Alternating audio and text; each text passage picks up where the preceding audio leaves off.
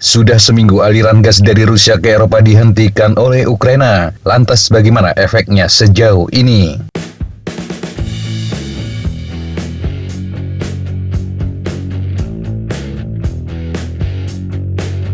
Arus gas Eropa bagaimanapun telah beradaptasi dengan penghentian pasokan Rusia melalui Ukraina pada 1 Januari. Sejauh ini peningkatan pengiriman ke wilayah tersebut dari Jerman dan Italia menutupi kekurangannya. Austria menerima gas melalui Slovakia hingga akhir tahun, meskipun pasokannya dikontrak dari raksasa gas Rusia Gazprom telah berhenti pada bulan November. Austrian Grid Management dalam laporan harian pada Senin 6 Januari 2025 mengatakan negara tersebut meningkatkan impor dari Jerman dan Italia ketika aliran dari Slovakia dihentikan. Gas juga berhenti mengalir melalui Slovakia dan menuju Republik Ceko. Slovakia memanfaatkan koneksi dengan Hungaria sebagai satu-satunya sumber impornya sepanjang tahun ini. Pengiriman dari Gazprom untuk penggunaan Slovakia sendiri berdasarkan kontrak jangka panjang dengan pemasok utama Slovakia SPB. Kontrak mencakup sekitar 2/3 pasokan Slovakia dan ini juga terhenti saat transit Ukraina berakhir.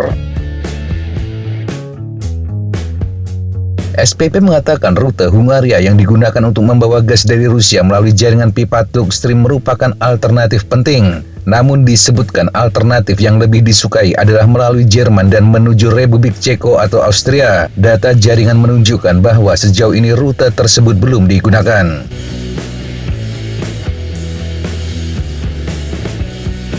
Republik Ceko yang importirnya tidak memiliki kontrak langsung dengan Gazprom telah beralih kembali mengambil gas dari jaringan Jerman. Ceko hampir sepenuhnya berhenti menggunakan gas Rusia pada tahun 2023, tetapi impor dari timur meningkat pada tahun 2024. Para pelaku pasar mengkaitkan pungutan Jerman yang membuat biaya pengiriman dari barat lebih tinggi. Pungutan tersebut dibatalkan untuk transit sejak 1 Januari hingga memudahkan peralihan ke pasokan barat.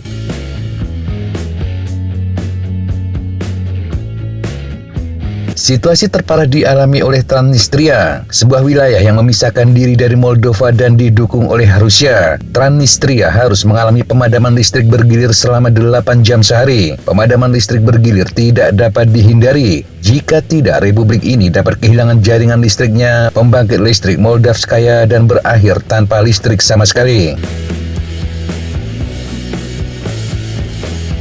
Presiden Transnistria Vadim Kornoselki mengatakan jaringan listrik yang dibangun pada era Soviet tidak dapat menangani beban yang meningkat tajam. Teknisi listrik bekerja dalam kondisi yang paling menantang. Sejak 1 Januari, wilayah yang mendeklarasikan diri sebagai republik itu hidup tanpa pemanas dan air panas. Moldova menawarkan bantuan kepada wilayah itu untuk membeli gas alam dari pasar Eropa, tetapi otoritas republik yang tidak diakui itu menolak dan menunggu pasokan dari Gazprom Rusia. Hal ini juga berdampak pada Moldova. Negara ini memang tidak lagi bergantung pada gas Rusia, tetapi masih mengandalkan pembangkit listrik berbahan bakar gas di Transnistria untuk memasok sekitar 2/3 listriknya. Penghentian transit gas Rusia melalui Ukraina mau tidak mau mendorong kenaikan harga bahan bakar biru di Eropa. Bloomberg melaporkan berdasarkan hasil minggu perdagangan pertama, harga gas meningkat sebesar 5% menjadi sekitar $540 Amerika per 1000 meter kubik. Ini belum pernah terjadi sejak Oktober 2023. Namun menurut Organisasi Industri Gas Infrastruktur Eropa, tidak ada resiko krisis energi langsung atau kekurangan pasokan di Eropa, dan Uni Eropa memperkirakan tidak akan ada dampak langsung pada harga konsumen. Hanya saja Eropa tampaknya lebih rentan terhadap volatilitas pasar jika ingin mengganti gas alamnya yang hilang. Ini karena harga gas telah melonjak hingga 50% dari tahun ke tahun. Harga energi yang lebih tinggi dapat semakin merusak daya saing blok tersebut dan meningkatkan biaya bagi rumah tangga. Namun sebagaimana dicatat oleh para ahli, konsekuensi geopolitik dari penghentian pasokan gas juga akan dirasakan Rusia. Kini negara tersebut telah menyerahkan dominasinya dalam pasokan gas negara-negara Uni Eropa ke Amerika Serikat, Qatar, dan Norwegia. Gazprom yang pernah menjadi eksportir gas alam terbesar di dunia mencatat kerugian pendapatan sebesar 7 miliar dolar Amerika pada tahun 2023 saja, atau sekitar 113 triliun rupiah. Ini adalah kerugian tahunan pertama sejak tahun 1999.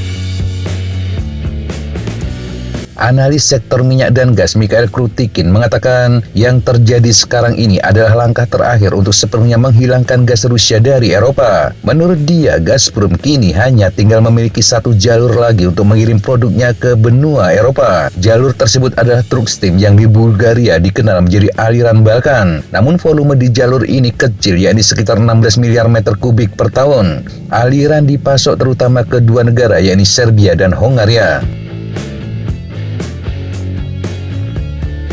Tentang siapa yang dirugikan, menurut Krutikin, perhitungan aritmatikanya cukup sederhana. Dia mengaku telah berbicara dengan para pemimpin perusahaan jaringan transportasi gas Ukraina. Menurut mereka, Rusia menerima sekitar 6,5 miliar dolar Amerika per tahun untuk gasnya yang melewati Ukraina. Ini sekitar 105 triliun rupiah. Dan Ukraina menerima sekitar 300 juta dolar Amerika atau sekitar 4,8 triliun rupiah untuk biaya transit. Jumlah ini kurang dari 0,5% PDB negara tersebut.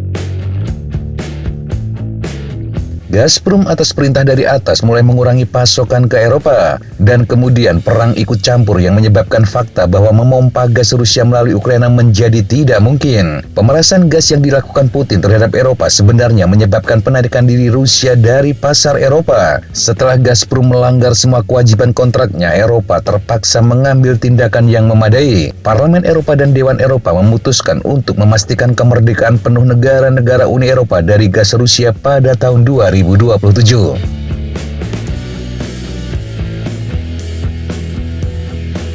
Tentu saja pasokan gas Rusia ke Eropa belum sepenuhnya berhenti. Pengamat ekonomi Maxim Blund mengatakan beberapa negara Uni Eropa terus menerima gas alam dari Federasi Rusia melalui Turki. Tetapi volumenya tidak sama dengan volume sebelum perang. Secara objektif, tidak ada yang mendapat manfaat dari penghentian transit melalui Ukraina. Jika pada masa normal semua keputusan diambil berdasarkan kemaslahatan, kini perhitungan didasarkan pada keinginan untuk menimbulkan kerugian yang paling besar bagi pihak lain. Dari sudut pandang ini, Gazprom dan Rusia dinilai Blund adalah pihak yang paling dirugikan. Eropa memiliki cukup waktu untuk mempertimbangkan pilihan pasokan alternatif dan beralih ke pasokan tersebut, karena sudah jelas transit di Ukraina adalah rute yang sangat berisiko dan tidak masuk akal jika tidak memiliki opsi cadangan.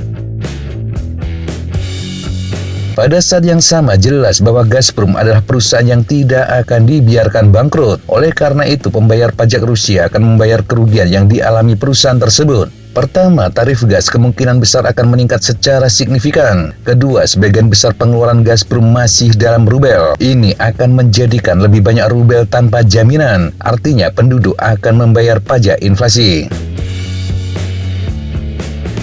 Tentu saja harga gas di Eropa akan naik, tetapi menurut Blund tidak separah pada tahun 2021. Ukraina memberi Eropa cukup waktu untuk mengurangi ketergantungannya pada gas Rusia sebanyak mungkin. Satu hal yang pasti, Rusia kini tidak bisa menekan Eropa lagi dengan alasan pasokan gas.